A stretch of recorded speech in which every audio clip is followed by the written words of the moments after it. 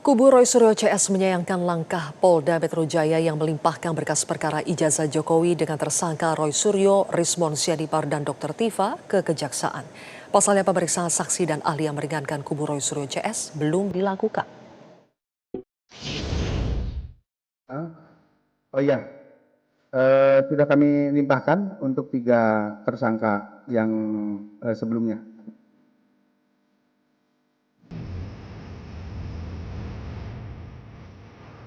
Langkah penyidik Polda Metro Jaya melimpahkan berkas perkara kasus ijazah Jokowi dengan tersangka Roy Suryo, Rismon Sianipar, dan Dr. Tifa menuai protes dari kubu Roy Suryo CS.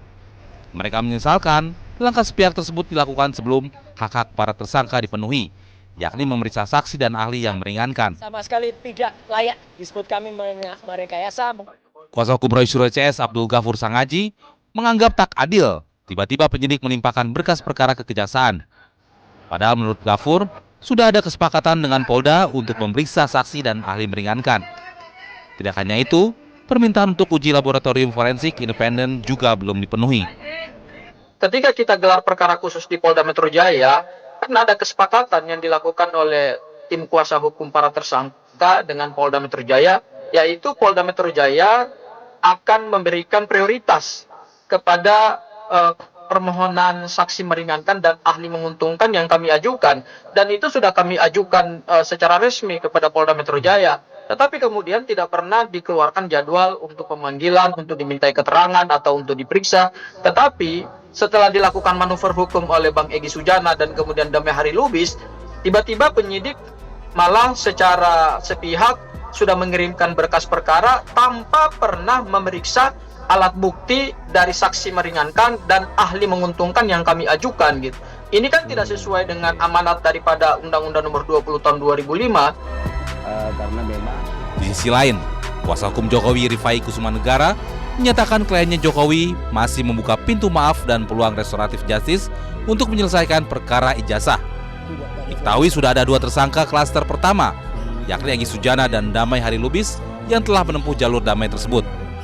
Pak Jokowi sendiri sudah memaafkan, tapi tidak serta-merta ini langsung menjadi berakhir, karena perlu, yang tadi saya sampaikan, ini perlu dikaji secara yuridis. Terkait dengan pemaafan ini akan diselesaikan seperti apa?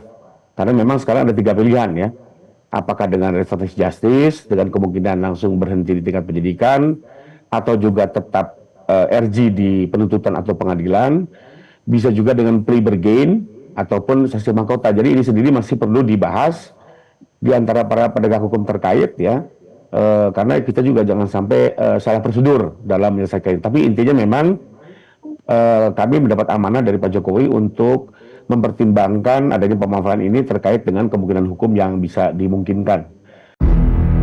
Apalagi penerapan KUHP dan KUHAP baru yang efektif Januari tahun 2026 lebih mengedepankan pada pendekatan keadilan restoratif dan humanis, serta mengurangi fokus pada hukuman penjara. Alih-alih terancam dibui, Roy Suryo CS bisa mempertimbangkan upaya damai seperti yang dilakukan Egy Sujana dan Damai Hari Lubis.